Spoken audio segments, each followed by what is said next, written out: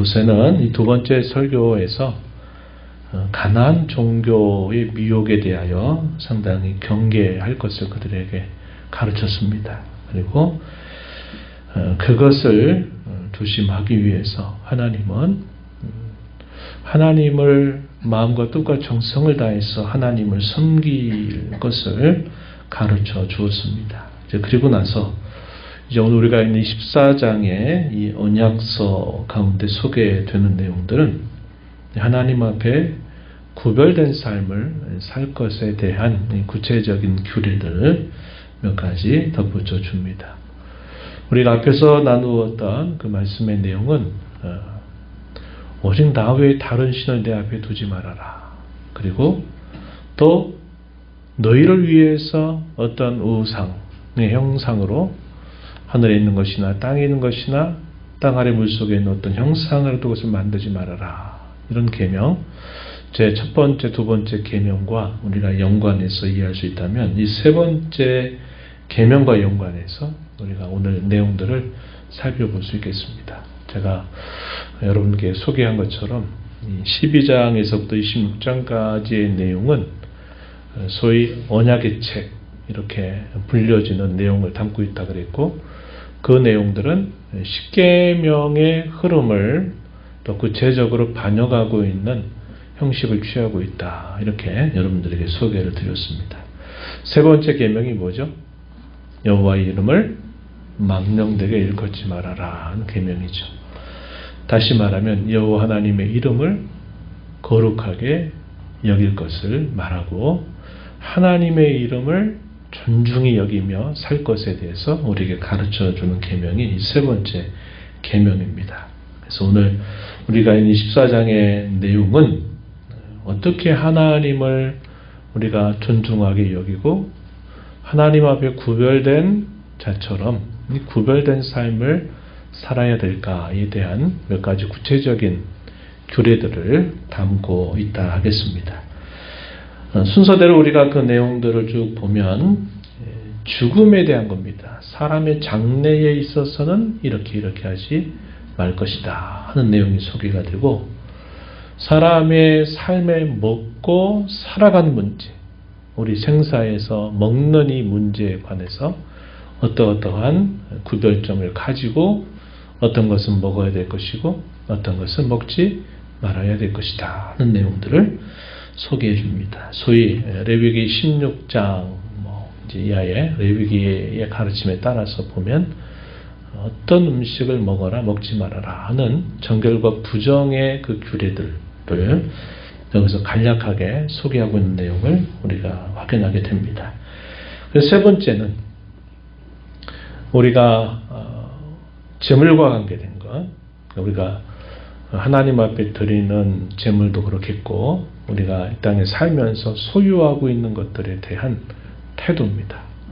물질이 될 수도 있겠고 여러 가지 우리가 가지고 있는 소유, 재산들 이런 것들에 대하여 구별된 성도들은 어떻게 살아야 되느냐 하는 것에 대해서 이야기합니다. 그래서 우리 인생에 있어서 중요한 문제들을 구체적인 규례를 통해서 믿지 않는 다른 사람들, 예를 들어 고대 근동의 이 가나안 종교나 가나안 사람들이나 주변 나라 사람들의 살아가는 그런 삶의 양식과 구별된 삶을 살아야 될 것에 대해서 강조하고 있다는 겁니다. 삶과 죽음의 문제, 이 땅에 사는 동안 우리가 무엇인가를 소유하고 또 가지고 있는 것들, 이런 것들에 대한 중요한 우리 인생의 문제들을 하나님 앞에 구별된 성도답게 어떻게 해야 되느냐 하는 규례들을 우리에게 가르쳐 주고 있다 하겠습니다. 그래서 우리가 이런 내용들을 볼 때는 오늘날 우리가 동일하게 문자적으로 이것을 지키지는 않습니다. 여기에는 다소 의식법이라고 부르는 것들이 섞여 있기 때문에 우리가 신약시대에 사는 우리가 그대로 그것을 문자적으로 지키진 않아요. 그러나 원리적인 면에서 우리가 구원받은 하나님의 자녀로서 어떻게 해야 되느냐 하는 면에 있어서는 여전히 우리가 살펴보고 또 하나님의 뜻으로 받고 순종해야 될 부분들이 분명히 있다는 것입니다.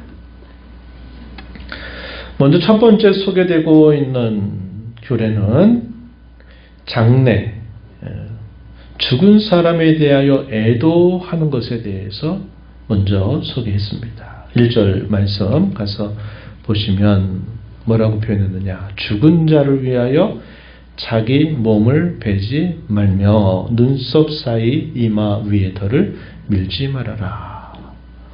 죽은 사람을 애도하는 방식, 이스라엘 사람들에게는 상당히 낯선 일이지만 당시에 고대 근동 사회에 있어서는 이러한 장례 풍습들이 흔히 있었던 일들이다 하는 것을 우리가 확인할 수 있는 부분입니다. 죽은 자를 위해서 자기 몸을 베는 그런 애도 방식을 너희는 따라해서는 안 된다. 또 눈썹 사이에 이마 위에 털 미는 거, 눈썹 사이 이마, 요 사이에 이제 털을 요런 미는 요런 방식도 하나의 죽은 사람에 대한 어떤 예를 표현하는 하나의 방식으로 사용되었던 것인데 너희는 이렇게 하지 말라는 겁니다. 이렇게 하지 말라 하는 거죠. 오늘날 우리가 이제 우리도 또 오랜 그 장례의 풍습이라고 하는 것들이 오랜 시간 속에서 갖춰져 있는 것들이 있어요. 그래서 이제 그런 것들을 우리가 잘 지켜봤을 때, 늘 이렇게 해왔던 하나의 장례 문화지, 이렇게 또 우리가 생각을 하고, 우리 믿는 신자들이 그걸 그대로 따라가게 되는 실수를 범할 수 있습니다. 그런데 역시 이제 이런 것들도 역시 종교적인 색채와 굉장히 긴밀한 애도 방식들이 우리 한국의 이런 장례 문화에도 있다 이 말이죠. 뭐 향을 이렇게 피운다든지 이런 방법들, 또 옛날에 시골 가면 많이 했던 방법이잖아요. 이렇게 상을 매가지고 들고 나가고 하는 그런 것들. 제가 어릴 적에만 해도 이제 그런 것들을 저도 보고 또 어느 정도 커서도 또 장례, 지방에 어떤 장례가 있게 되면 또 그런 식으로 장례를 치르는 경우도 봤어요. 그래서 이런 것들도 우리의 그 옛 오랜 종교적인 어떤 관습 이런 것들과 연결되어 있기 때문에 우리 믿는 신자들은 우리의 어떤 신앙에 맞는 그런 장례 또 애도의 방식을 우리는 주의 깊게 구별해서 해야 된다 하는 것도 우리가 이런 것들을 통해서 오늘 적용해 보는 겁니다. 그래서 이런 부분들이 있어서는 지금은 많이 이것이 이제 좀 정돈이 되긴 했죠. 예를 들어 죽은 사람이 예를 들어서 불교도냐, 죽은 사람이 기독교인이냐, 또 죽은 사람이 천주교인이냐, 여러 종교를 따라서 그 종교적인 장례법이 요즘에는 이 장이 문화 해가지고 이것이 어느 정도 소개가 되고 있어요. 그래서 그렇게 얘기하면 어느 정도의 그 선을 따라서 장례가 치러지게 되는 것을 보게 되지만, 저나 우리 성도들은 그런 면에 있어서 잘 분별해서 하는 것이 대단히 중요하고, 또 여러분들 가운데서 그런 일이 있게 될 경우에는 여러분들이 또 목회자나 아니면 이런 방법을 통해서 우리 신앙에 걸맞는 장례 예법을 처음부터 잘 그걸 구별해내서 그 절차를 따라가는 것이 중요하다 하는 겁니다. 그런 거 막 경황 없이 이렇게 하다 보면 이게 이제 우리 신앙에 맞지 않는 그런 어떤 풍토들로 장례가 치러지게 되는 경우들이 분명히 있습니다. 그래서 이런 부분들은 우리가 좀 주의를 기울여서 우리의 죽음이라고 하는 것, 참 어떻게 보면 중요한 문제잖아요. 인생을 마치고 이제 하나님 앞에 하나님의 면전에 서게 되는 그 마지막 절차에 있어서 우리가 어떻게 해야 되느냐 하는 것들은 우리가 잘 알고 또 준비를 하고 또 그렇게 치러내는 것이 필요하겠다. 이렇게 우리가 적용해 볼 수 있겠습니다. 먹는 문제. 먹는 문제는 굉장히 큰 문제죠. 그래서 특별히 구약시대 때는 이 정결법, 또 부정하고 정결한 것에 대한 이 레위기의 규례들이 대단히 엄격했습니다. 이것이 엄격했던 분명한 이유는 그들이 하나님 앞에 제사를 드릴 수 있느냐 없느냐를 결정하는 아주 중요한 것이 되었던 겁니다. 이게 실제적으로 도덕법을 어기는 거다 이렇게 말할 수는 없어요. 그러나 하나님이 한정된 시대적인 경륜 하에서 하나님이 이 음식은 부정하다, 이 음식은 정결하다, 부정한 것들은 먹지 말아라, 정한 것을 먹어라. 부정한 것을 먹게 되거나 부정한 것에 접촉이 되는 경우에는 부정하게 되어서 그럴 경우에 하나님 앞에 제사하지 못한다. 정결해지는 절차를 통과하고 난 다음에 하나님 앞에 제사를 하도록 하나님이 그런 규정을 구약의 옛 백성들에게는 이것을 명령하셨다 하는 겁니다. 그래서 3절부터 21절에 이르는 긴 내용들, 우리가 먹을 수 있는 것, 먹을 수 없는 것, 이것을 구별하면서 먹고 살아가는 이 문제에 있어서도 하나님 백성들은 여호와 하나님의 이름을 이렇게 존중하게 여기면서 살아야 될 것이다. 이것을 가르쳐 주었습니다. 땅에 있는 짐승들, 또 하늘에 있는 새, 그리고 물속에 있는 물에 사는 물고기들, 이런 것들에 대한 먹을 수 있는 규정과 그렇지 못한 규정을 말씀해 주셨습니다. 그 내용들을 살펴보면 땅에 있는 짐승의 경우에는 6절 말씀해 보면 굽이 갈라져 쪽발이 되어야 되고 새김질을 하는 모든 짐승을 먹을 수 있고, 그렇지 않은 짐승, 이 조건들이 충족되지 않는 경우에는 먹을 수 없다. 그것은 부정하기 때문이다. 이렇게 소개를 해줍니다. 새김질이라고 하는 게 뭔지 여러분 아시라고 생각이 되는데, 이렇게 먹었던 그 음식을 저장했다가 다시 그것을 이렇게 다시 빼내서 다시 씹는 그런 방식을 말하는 겁니다. 그래서 반추동물이라고 부르죠. 반추동물. 먹은 것을 다시 끄집어내서 그것을 다시 씹어서 이렇게 먹는 그런 일들을 하는 짐승들, 이것이 정한 정결한 짐승으로 분류가 됐고, 그런 정결한 짐승을 먹을 수 있다 이렇게 말해주면서 구체적으로 먹을 수 있는 짐승들에 대한 나열이 4절 이하로부터 쭉 소개가 됩니다. 4절부터 5절 내용 소개가 되죠. 쭉 우리가 참고해 볼 수 있는 짐승들이 있습니다. 물속에 있는 경우에는 지느러미가 있고 동시에 비늘이 있는 그런 것을 정결한 것으로 구별해서 이것을 먹고, 그렇지 않은 것들은 먹을 수 없도록 하셨다는 겁니다. 하늘에 나는 새 같은 경우에, 정한 새 같은 경우도 이렇게 분명히 구별을 하죠. 어떤 경우 날기도 하고 기어 다니기도 하는 새 종류, 이런 것들은 먹을 수 없다. 이렇게 분명히 먹을 수 없는 것을 구별해 주었습니다. 그리고 21절에 보면 스스로 죽은 것들, 이방인들에게 이것들은 줄 수 있고 판매할 수 있어도 하나님의 백성들은 이 스스로 죽은 것은 먹어서는 안 되는 것으로 규정을 해 주셨어요. 한번 생각해 보세요. 오늘날 우리가 음식을 좋아하고 안 먹고 하는 것들은 다 개인적인 기호에 달려 있습니다. 그래서 냄새가 싫어서, 뭐가 싫어서, 또 맛이 또 어때서, 냄새가 어때서 또 이렇게 먹고 안 먹고 하는 일들을 우리가 자유롭게 하죠. 그러나 앞선 구약시대에 살았던 앞선 성도들은 자신들이 좋아하고 안 좋아하고 하는 그 여부보다 더 우선적으로 먹을 수 있는 것, 먹을 수 없는 것을 먼저 하나님이 구별해 주셨어요. 그런 삶 자체가 그들에게는 어떻게 생각해 보면 처음부터 이미 딱 길이 정해져 있는 것입니다. 절제를 해야 되고 분명한 그런 해서는 안 되는 것, 또 할 수 있는 것들을 처음부터 그걸 잘 알고 그것을 따라서 그들이 먹고 살아야 된다 하는 것을 가르쳐주고 있는 겁니다. 그래서 먹고 사는 문제들에 대해서 얘기해요. 그런데 이제 이것이 우리가 아는 바와 같이 신약 시대로 가게 되면 이런 것에 대한 규정이 이제는 필요 없어집니다.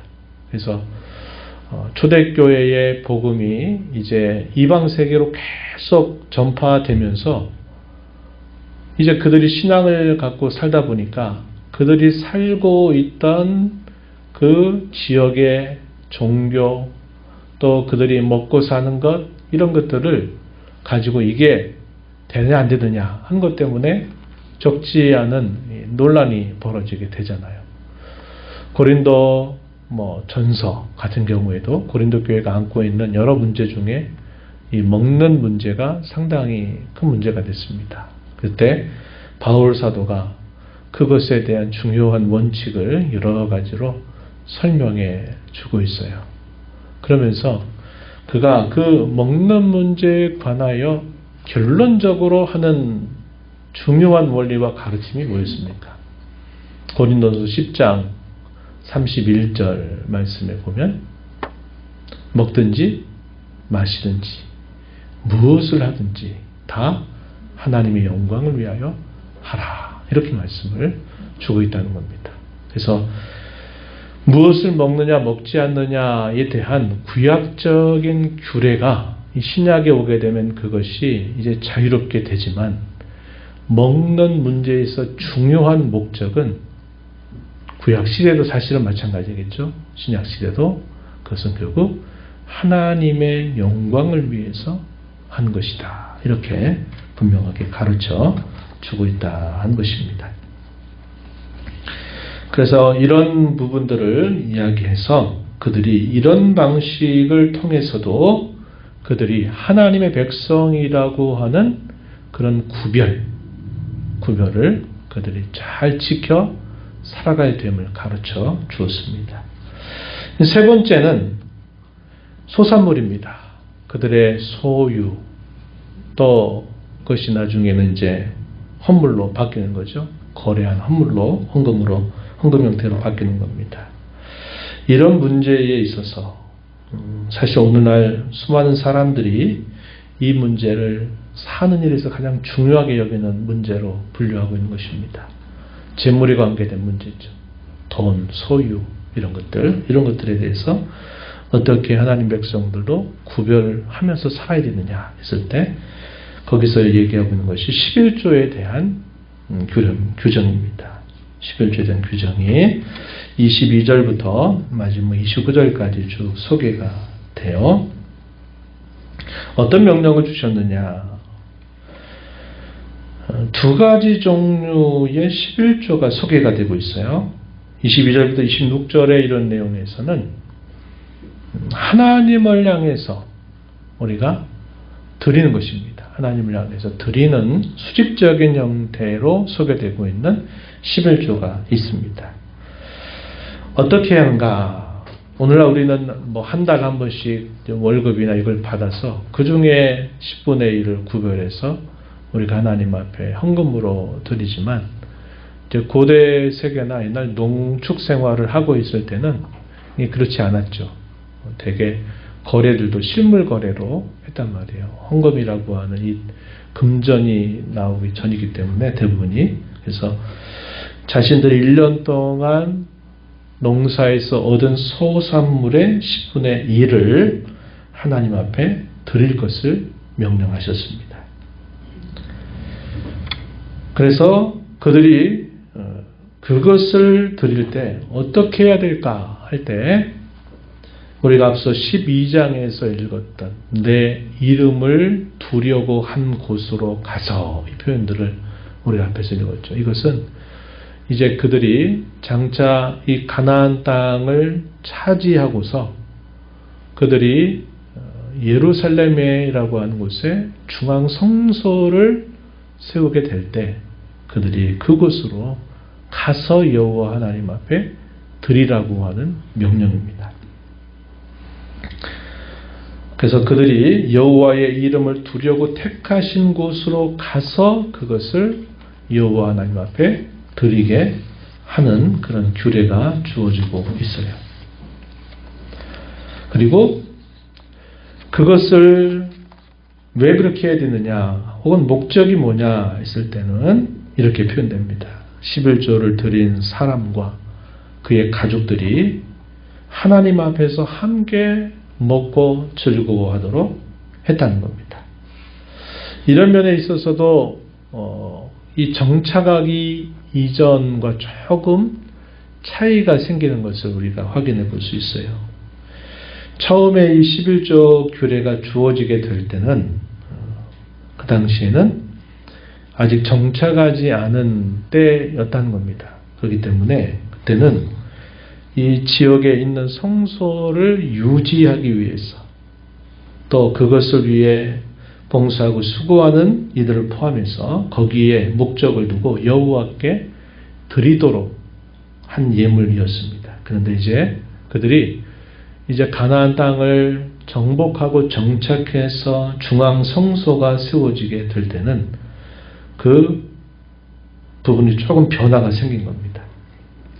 그것이 제물을 바치는 사람 자신이 여호와 하나님 앞에서 그 11조 드린 예물을 하나님 앞에 드리고, 또 그것을 함께 가족과 함께 먹는 겁니다. 하나님 앞에서 먹을 수 있도록 하는 11조로 드려지겠습니다. 23절에서 확인되고 있어요.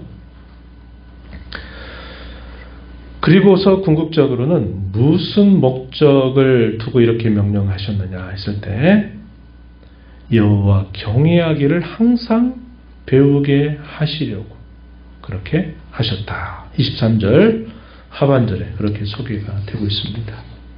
11조를 드린다라는 것은 우리가 잘 알듯이 10개 중에 하나를 드리는 거지만, 양으로는 그렇게 드리는 거지만, 그 안에 있는 정신은 뭐냐? 하나님께서 천지와 만물과 모든 것들의 주인이 되심을 고백하는 겁니다. 우리가 얻은 모든 소산물 전체가 하나님께서 우리에게 주신 것이다. 그것도 하나님의 것이다. 라는 사실을 우리가 하나님 앞에 인정하면서 그것을 하나님 앞에 드리는 것이다. 하는 겁니다. 더 나아가서는 자기가 얻은 소산물 뿐만 아니라 자기의 모든 소유, 자기 모든 생명의 주인이 되시는 하나님께 대한 그런 고백을 담아서 하나님 앞에 이것을 드리도록 하셨다 하는 것이죠. 그래서 여기에는 감사의 성격이 있습니다. 감사의 성격. 그리고 하나님의 주권에 대한 내 신앙의 고백이 이 11조에 드리는 자세 안에 들어와 있다는 겁니다. 그 원리는 오늘날도 마찬가지입니다. 오늘날 우리가 하나님 앞에 드리는 11조도 모든 것이 하나님의 것이다. 역대상 29장에서 다윗이 고백한 것처럼 모든 것이 주께로 말미암아 싸우니 우리가 주의 손에서 받은 것으로 주께 드렸을 뿐입니다. 이렇게 다윗이 고백하는 그런 정신이 포함되어 있다 하는 것을 우리가 꼭 기억할 필요가 있겠습니다. 또 하나 이제 중요한 변화가 뭐냐면 24절에서 26절에서 확인하는 것은 뭐냐면, 그들이 예루살렘이라고 하는 중앙 성소로 그들이 11조를 가지고 먼 길을 올 때 그 얼마나 많은 또 척박하고 어려운 환경들을 거쳐서 그들이 예루살렘으로 와야 되는지 몰라요. 그리고 예루살렘이 해발 한 700m, 한 800m 정도 되는 그런 높이에 있기 때문에 더더군다나 해수무보다 낮은 이 요단강 한 300m에서 한 마이너스 400m 정도 낮은 그곳에 이렇게, 예를 들어 요단 동편에서 오려면 거기를 통과해가지고 쭉 낮아서 해발 700m가 되니까 굉장히 많은 걸음을 걸어야 되고 또 험난한 여러 길들을 통과해야만 됩니다. 그래서 짐승을 가져오지 않고 그들이 돈으로 바꾸어서 그것을 가지고 예루살렘에 와서 그것을 사서 드릴 수 있도록 하나님이 허용하셨다는 것입니다. 이것이 이제 신약 시대까지 계속 이어졌다는 것을 우리가 보게 되죠. 예수님이 성전 정화 사건을 하실 때 돈 바꾸는 자, 비둘기 파는 자들의 상을 엎으시면서 너희가 만민이 기도하는 집을 강돌의 소굴로 만들었다. 예수님이 이렇게 분노하시면서 그 성전을 정화하셨던 일들이 있다는 겁니다. 이것도 역시 그런 배경을 우리가 생각하면서 이해할 수 있는 부분이 되겠죠. 또 하나의 11조가 있었습니다. 그것은 뭐냐면 매 3년 소산의 10분의 1을 드리게 하신 것입니다. 그래서 매해에 드리는 11조가 하나 있었고 또 3년마다 드리는 11조가 하나 있었습니다. 30조분의 1이죠. 그것은 성격으로 말하면 수평적인 성격이 강했어요.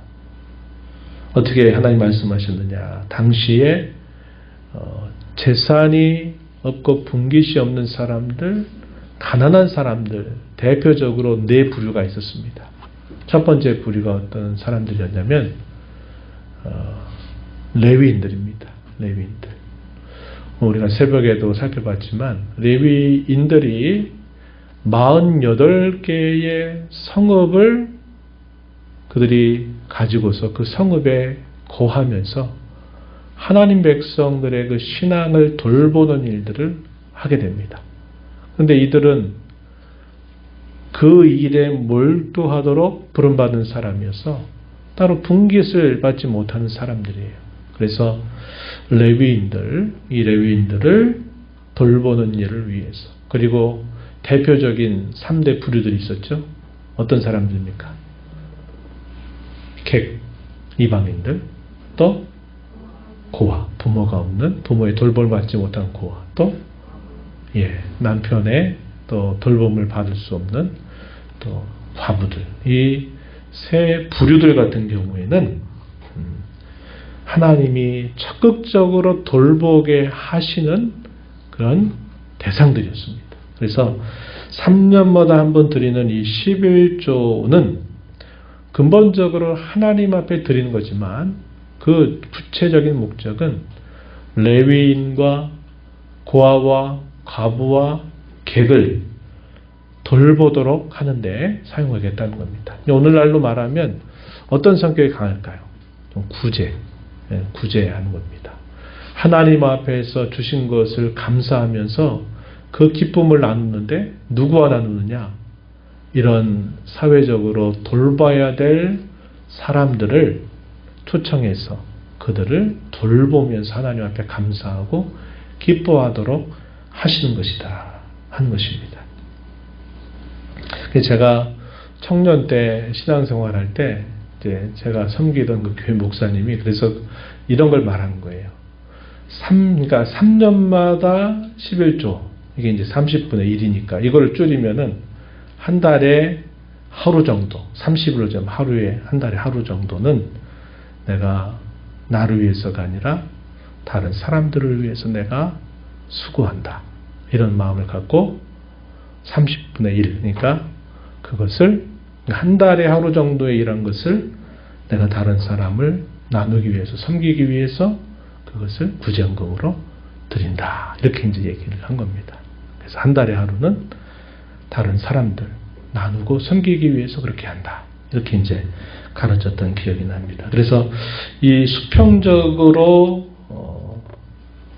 생각이 되는 이런 매 3년 소산의 11조를 또 구별하게 했어요. 그래서 그들을 초대하고 그들을 돌보는 일들을 하면 좋다 이게 아니라 그들에게는 하나의 의무사항으로서 그들이 이행해야 할 구별된 하나님 백성의 표시였다 하는 겁니다.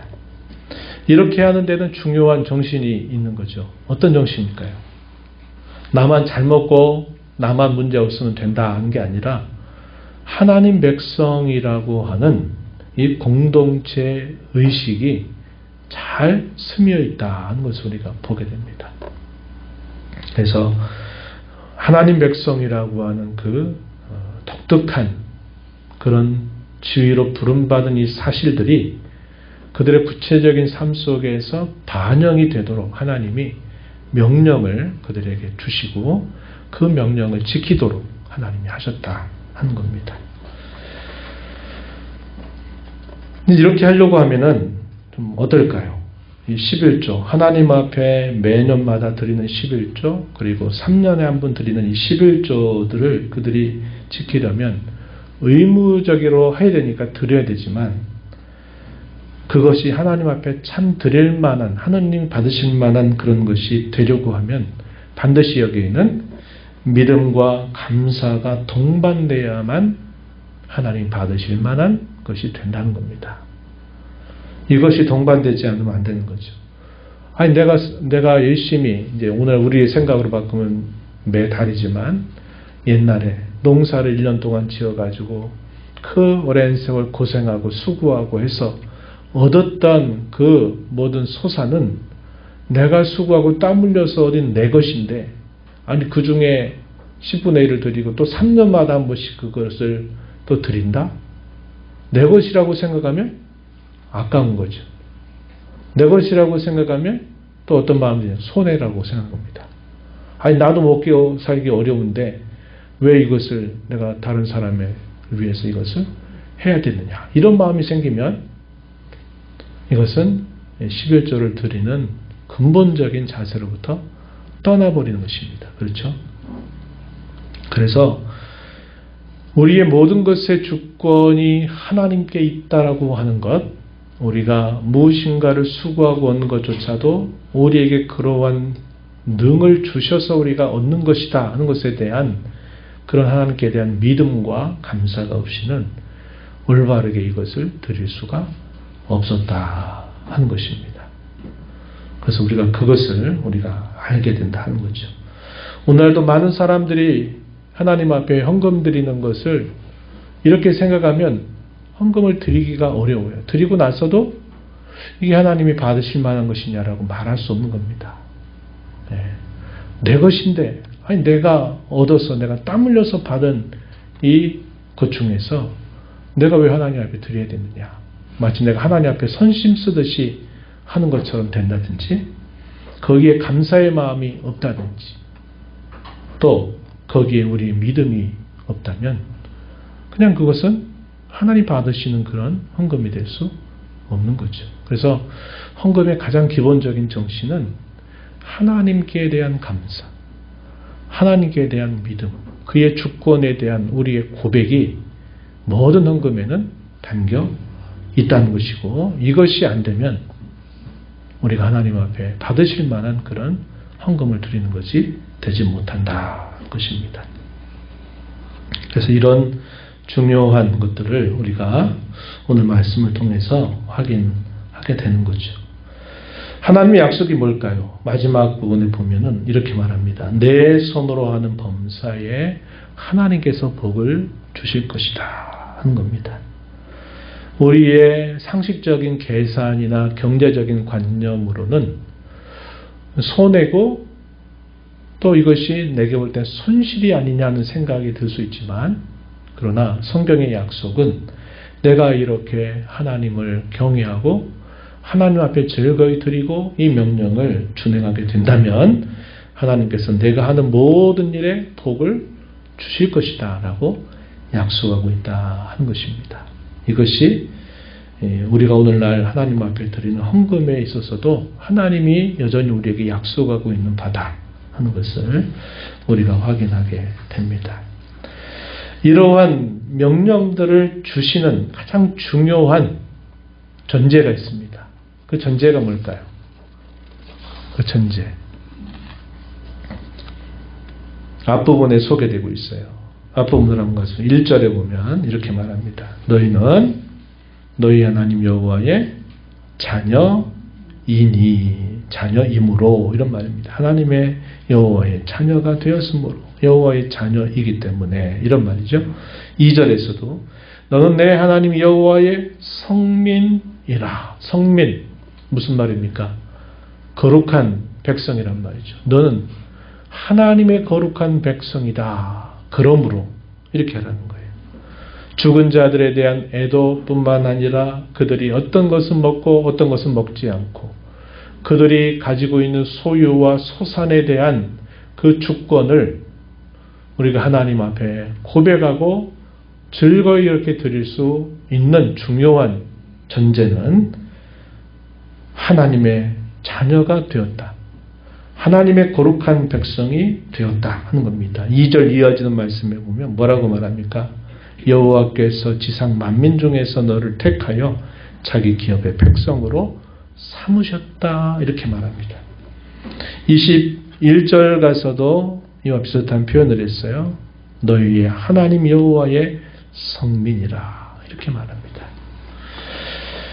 하나님의 성민이 됐다. 하나님의 자녀가 됐다. 하나님이 모든 세상 만민 가운데 자기의 기업으로 택하심을 받은 자들이다. 이것이 그들에게 이렇게 구별된 삶을 살라고 하는 중요한 전제가 되고 있다 하는 것입니다.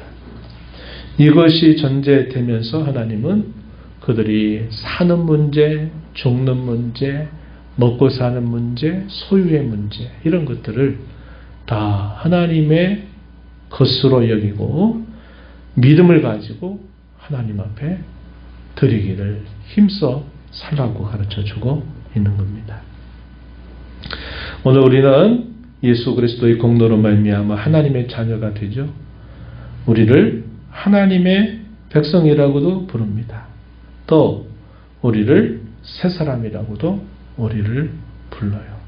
우리에게 구원의 은혜를 통해서 우리의 신분을 바꿔주시고 우리의 지위를 존귀하게 해주신 그 하나님의 은혜를 우리가 깊이 생각해야 되겠고 그 하나님께서 우리를 구원해 주신 목적은 우리로 하여금 하나님 앞에 거룩하고 흠이 없게 살게 하시려고 하는 그분의 목적이 있다. 구별된 자로 거룩한 삶을 살게 하시려고 하는 목적이 있다는 겁니다. 구약시대 때는 주로 이렇게 눈에 보이는 외적인 어떤 거룩을 규례로 가르쳐서 하나님이 그들로 하여금 구별된 삶을 살 것을 요구하셨다면 오늘 우리는 이런 외적인 거룩을 넘어서서 참 마음, 내면적인 거룩을 잘 이루어가는 삶을 살게 하시려고 하나님이 우리를 그의 자녀로, 그의 백성으로, 그의 특별한 소유로 우리를 구원하셨다. 그것을 우리가 알게 되는 겁니다. 우리의 마음이 참된 거룩을 이루어야 된다 이 말이죠. 의와 진리의 거룩함으로 지으심을 받은 새 사람을 입으라. 에베소 4장 14절에 우리에게 그렇게 가르쳐줍니다. 이런 내면적으로 거룩하게 된 그 심성이 우리 외적으로 우리의 생각의 변화, 우리의 말의 변화, 우리의 행실의 변화, 우리의 삶의 변화를 나타내는 삶을 살게 하시려고 그래서 궁극적으로 우리를 구원하신 하나님께 영광이 되게 하시려고 하나님이 저와 여러분에게 이런 구원의 은혜를 베풀어 주셨다는 것을 꼭 기억해야 되겠습니다. 오늘날 우리가 11조를 드리고 헌금을 드리는 것은 구약시대처럼 두 종류의 11조를 우리가 따로 드리지 않아요. 11조와 헌물로 우리가 드립니다. 11조와 감사나 구제나 여러 가지 다른 것을 통해서 우리가 11조 헌물로 하나님 앞에 헌금을 드려요. 구약시대와 동일한 그런 내용들은 아닐지라도 우리가 이런 헌금을 드리는 근본적인 정신, 하나님의 모든 주권에 대한 믿음의 고백, 하나님이 모든 것을 주셨다고 하는 것에 대한 우리의 이 고백이 담겨 있고 그분에 대한 감사, 또 그분의 약속에 대한 믿음, 이런 것들이 오늘 우리가 헌금을 드리는 이런 자세에 있어서 반드시 우리 마음속에 점검되고 채워져야 될 부분이다 하는 겁니다. 그래서 하나님 앞에 기뻐하고 또 다른 사람들의 또 여러 필요조차도 우리가 생각하면서 또 함께 또 하나님이 원하시는 삶을 살아가는 저와 여러분이 되어야 함을 가르쳐 줍니다. 오늘 이런 기준들, 이런 원리들을 마음에 새기면서 하나님을 참되게 섬겨가는 저와 여러분이 되기를 바랍니다.